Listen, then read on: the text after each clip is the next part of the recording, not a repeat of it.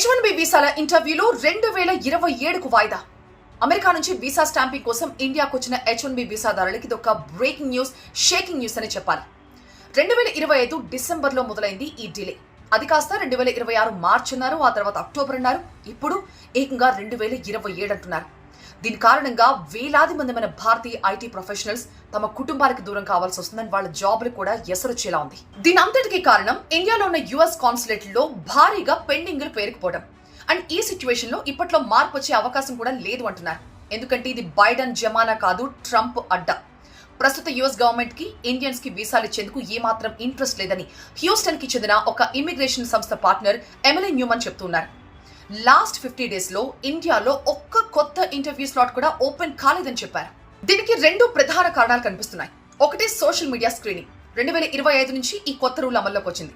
Applicant social media handles ని క్షుణ్ణంగా, చాలా కీన్ గా తనిఖీ చేయాల్సి వస్తుంది. ఇది కాన్సులేట్ అధికారుల మీద పని ఒత్తిడి పెంచుతోంది. ఇక రెండోది థర్డ్ కంట్రీ ఆప్షన్. గతంలో మన ఇండియన్స్ ఇతర కంట్రీల నుంచి కూడా వీసా అప్లై చేసుకునేవారు.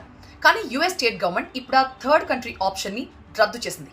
దీంతో అందరూ ఇండియన్ కాన్సులేట్ మీదే ఆధారపడాల్సి వస్తుంది. దీనివల్ల ఢిల్లీ, ముంబై, కోల్కతా, హైదరాబాద్, చెన్నై మొత్తం అన్ని కాన్సులేట్ల మీద కూడా ఒత్తిడి పెరిగిపోతోంది. అసలు ఈ సిచ్యువేషన్ ని ఎలా హ్యాండిల్ చేయాలో అర్థం కాక తలలు పట్టుకుంటున్నారు అమెరికాలో పనిచేస్తున్న మన ఇండియన్ ఐటీ ప్రొఫెషనల్స్. వాళ్ళేమో వీసా స్టాంపింగ్ కోసం వచ్చి ఇక్కడ చిక్కుకుపోయారు. అక్కడ ఫ్యామిలీస్, పిల్లల చదువులు, ఇంటి రెంట్లు, ఉద్యోగాల కాంట్రాక్ట్లు మొత్తం గందరగోళంగా మారిపోయింది.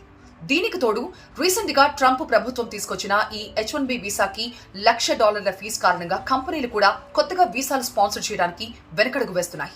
మన ఇండియన్ ఐటీ ప్రొఫెషనల్స్ ఇలా ఇక్కడ ఇరుక్కుపోయిన కారణంగా విప్రో, టీసీఎస్, టెక్ మహీంద్రా లాంటి సంస్థలే కాదు, అమెజాన్ లాంటి గ్లోబల్ దిగ్గజాలు కూడా ఇబ్బందులు పడుతున్నాయి.